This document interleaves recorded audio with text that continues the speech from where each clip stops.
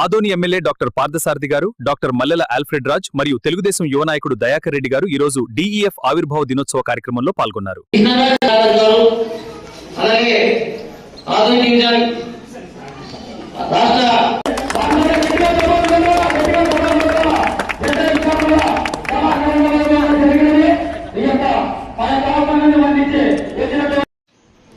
వేదికను అలంకరించినటువంటి పెద్దలు, గౌరవనీయులు DEF ఆనరబుల్ ప్రెసిడెంట్ అయినటువంటి మల్లెల ఆల్ఫ్రెడ్ రాజు గారికి, అలాగే ప్రముఖ తెలుగుదేశం పార్టీ నాయకులు సోదరులు దివాకర్ రెడ్డి గారికి, అలాగే మనందరితో పాటుగా మీతో పాటు నేను ఉన్నానని చెప్పి కర్ణాటక నుంచి కూడా ఇక్కడికి వచ్చి సినీ రంగంలో కూడా, ఎందుకంటే చాలా మంది మనం ఆత్మస్థైర్యాన్ని కోల్పోతుంటాం.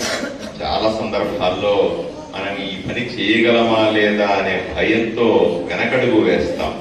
అలా కాదు, ఏ రంగంలో అయినా సరే నేను రాణిస్తాను, అది సినిమా రంగం అయితే కొంత గొప్ప విషయమేం కాదు, నా ఆత్మస్థైర్యం ముందు సినిమా రంగం తల ఉగ్గాల్సిందే అని నిరూపించినటువంటి కళ్ళముందు ఉన్నటువంటి గురుమూర్తి గారికి, అలాగే DEF రాష్ట్ర అధ్యక్షులైనటువంటి నాగరాజు గారికి, అలాగే స్టేట్ వైస్ ప్రెసిడెంట్ అయినటువంటి వెంకటేష్ గారికి, DEF ఆదోని కన్వీనర్ అయిన హనుమంతరెడ్డి గారికి, అలాగే చెల్లెలు అనితాబాయి గారికి, సమీర గారికి, CPA వెంకటేష్ గారికి, అలాగే బళ్ళారి నుంచి నాకు ఈరోజు కొత్తగా పరిచయమైనటువంటి చాందిని గారు కూడా నాకు చాలా స్ఫూర్తిగా అనిపించారు. ఎందుకంటే హిజ్రాలు లేదా థర్డ్ జెండర్లు అయినటువంటి వీరు కూడా ఈ మధ్య కాలంలో పెద్ద సంఖ్యలో ఉన్నారు రాష్ట్రంలో.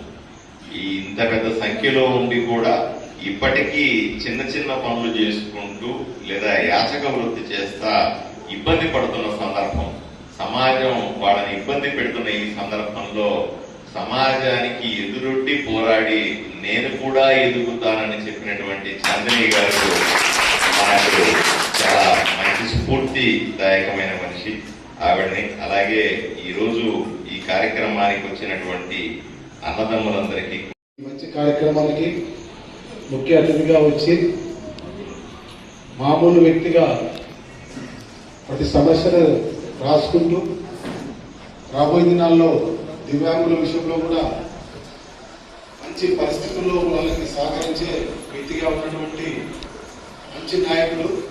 ఈ ఆధునిక ప్రాంతాన్ని నాగరాజు షేక్ చేశాడు, రాజకీయాల్ని షేక్ చేసి మంచి పరిపాలన చేస్తున్నటువంటి ఒక మంచి నాయకుడుతో ఈరోజు ఈ సమావేశంలో పాల్గొంచుకోవడానికి చాలా సంతోషపడుతున్నాను.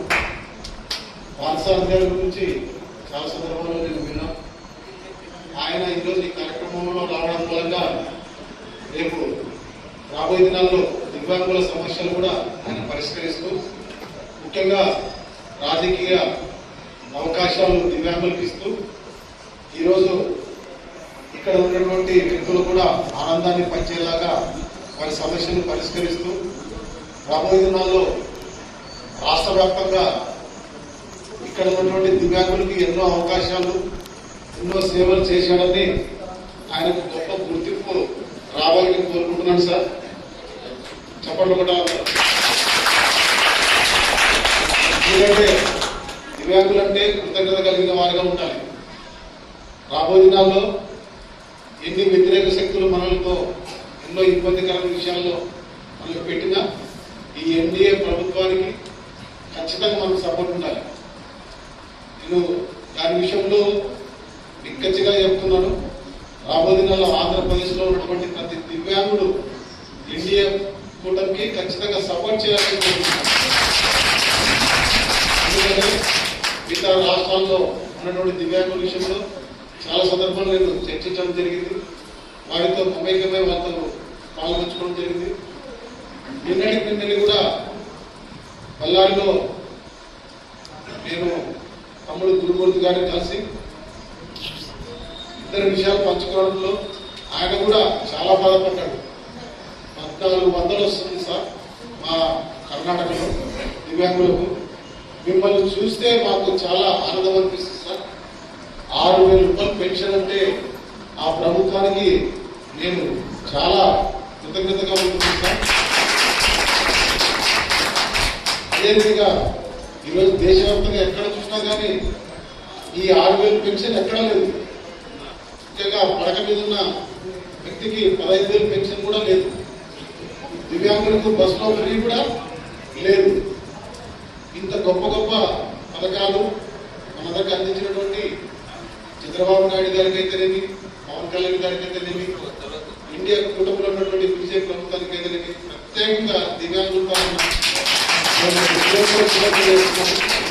ముఖ్యంగా ఈ 6,000 పెన్షన్ విషయంలో ఎన్నికల ముందు మనమందరం కలిసి ఆంధ్ర నుంచి కర్నూలు దాకా 100 కిలోమీటర్లు పాదయాత్ర చేసి ఊరుబాటు యాత్రలో మనము కలెక్టర్ ఆఫీసులు ముట్టడి చేసి అక్కడ మన హక్కుల కోసమని మనం కార్యక్రమం నడిపినప్పుడు ఒక గొప్ప వార్త మనం వినడం జరిగింది. ఎన్డీఏ కూటమి వారు మేము గెలిస్తే 6,000 పెన్షన్ ఖచ్చితంగా ఇస్తామన్నారు.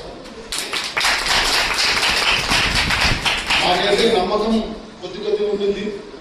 అయినా వారి మాటకు శిరస వహించి రాష్ట్ర వ్యాప్తంగా 20 లక్షలకు పైగా ఉన్నటువంటి వికలాంగులందరికీ అది సంతోషంగా అనిపించి అందరి దగ్గర మేము మాట తీసుకొని రాష్ట్ర వ్యాప్తంగా లక్షలాది మంది దివ్యాంగులందరూ ఓట్లు వేయడం మూలంగా కూటమి రావడం జరిగింది. సరే, కూటమి వచ్చిన తర్వాత ఈ 6,000 పెన్షన్ మనకి ఇవ్వడానికి చాలా కష్టం అనుకుని మేము అనుకున్నాం. ఇవ్వరేమనుకున్నాం. మేము ప్రజల్లో మేము తిరగలేమని కూడా బాధ కలిగింది. కానీ మొట్టమొదటి నెలనే ప్రభుత్వం 6,000 పెన్షన్ మొదటి తారీఖే మనకి ఇవ్వడం చాలా ఆశ్చర్యపోయినాం. చాలా కృతజ్ఞతగా ఈ కుటుంబ ప్రభుత్వానికి ఇప్పటి వరకు ఉండగలిగాము. రాబోతున్న ఇంకా ఉండగలిగాము. ఇంకా ముఖ్యంగా ఇంద్రధనుసులో కూడా దివ్యాంగులకి బస్సులో ఫ్రీ ఇవ్వడం కూడా చాలా సంతోషకరమైన విషయం. ఇంకా మనమందరం కలిసి ఈ రాష్ట్ర వ్యాప్తంగా సమస్యలు అయితేనేమి, మన వ్యక్తిగత సమస్యలకైతేనేమి విజయవాడలకు పోయి అమరావతిలో ఉండి మనం పనులు చేసుకోవాలంటే దివ్యాంగులకు కష్టమని అక్కడ ఒక రెసిడెన్షియల్ భవనం ప్రభుత్వం ఏర్పాటు చేస్తే దివ్యాంగులు అక్కడ పోయి అక్కడ పని చేసుకొని తిరిగి రాగలని కూడా మనము ప్రభుత్వానికి రిక్వెస్ట్ పెట్టడం జరిగింది. ఆ రిక్వెస్ట్ కూడా మేము ఒక పోరుబాటగా ప్రయత్నం చేద్దాము, ప్రభుత్వాన్ని ఒప్పించే ప్రయత్నం చేద్దాం అనుకున్నాం. కానీ మేమందరం ఆశ్చర్యపోయేలాగా ఈ కూటమి ప్రభుత్వము ఆ విషయాన్ని కూడా సక్సెస్ చేసి ప్రకటన చేసి రాబోయే దినాల్లో ఖచ్చితంగా అమరావతిలో దివ్యాంగుల భవనం నిర్మించి తీరుతామని చెప్పడం చాలా సంతోషకరం. ఏ రాష్ట్రంలో లేనటువంటి గొప్ప గొప్ప అవకాశాలు ఈ ప్రభుత్వం ఇవ్వడం చాలా సంతోషకరం. ఇక ముఖ్యంగా రాబోయే దినాల్లో ఈ DEF కర్ణాటకలో కూడా పోరుబాటు చేసి అక్కడ ఉన్న దివ్యాంగుల విషయంలో కూడా 6,000 పెన్షన్ కూడా పొందేలాగా ప్రయత్నం చేసేందుకు DEF కూడా కృషి చేసేందుకు ముందుంది. పార్థసారథి గారు కేవలం ఆధునిక తాలూకాకు ఆధునిక కాన్స్టిట్యూషన్ ఎమ్మెల్యే కాదు, ఆయన మంచి సామాజికవేత్త. ఆయన కర్ణాటక రాష్ట్రంలో కూడా చాలా పలుకుబడిన వ్యక్తి. సార్ గారు మనకి ఎంపీ అయితే ఇంకా బాగుండేది. ఎందుకంటే కేంద్రం నుంచి కూడా నిధులు తేవాలన్నా కానీ మిగతా రాష్ట్రాలు కూడా సహకరించే వ్యక్తిగా, బలమైన వ్యక్తిగా ఆయన గుర్తించగలిగాను. ఈ ఆలయంలో పెట్టి ఈరోజు పార్థసారథి గారికి నేను విన్నవించే విన్నపం, సార్ ఆలయం నుంచి కర్నూలు యాత్ర చేయడం మూలంగా పోరుబాటు యాత్రలో మీరు సక్సెస్ అయినాం సార్. రాబోతున్న ఇంకా దివ్యాంగుల సమస్యల్లో మీరు ముఖ్యంగా మాకు సహకరించి దివ్యాంగులకు ఒక ఆశా కిరణంగా రాష్ట్ర వ్యాప్తంగా ఆందోళన అంటే ఇంత గొప్ప సేవ ఉందని గుర్తించేలాగా మీరు సహకరించాలి సార్.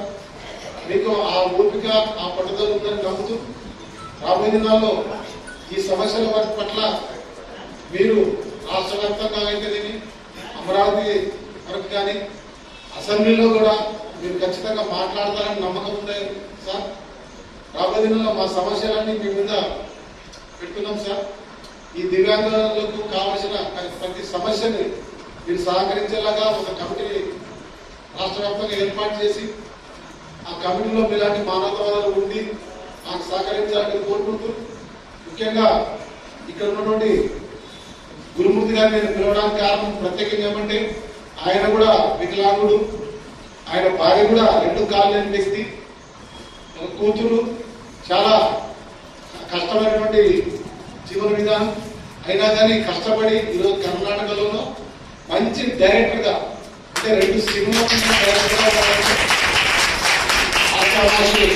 వ్యవహారం కాదు, ఇంకా ఎన్నో సేవా కార్యక్రమాలు చేస్తూ ఇక్కడ ఉన్నటువంటి ఇజ్రా తల్లి మా అమ్మగారు అలాంటి ఇజ్రా సమస్యలు కూడా ఆయన ఎన్నో సందర్భాల్లో సేవ చేస్తూ కర్ణాటకలో మంచి గుర్తింపు పొందినటువంటి వ్యక్తి గురుమూర్తి గారు. కాబట్టి రాబోయే దినాల్లో కర్ణాటకలో కూడా DEF ఉండబోతుంది. దానికి గురుమూర్తి గారే అధ్యక్షుడిగా ఉంటూ అక్కడ కమిటీని తయారు చేయబోతున్నాడు. కాబట్టి రాబోయే దినాల్లో మనం చేసినటువంటి ఈ పోరుబాట యాత్ర అయితే కర్ణాటక కూడా చేసేందుకు ఆయన సిద్ధంగా ఉన్నాడు.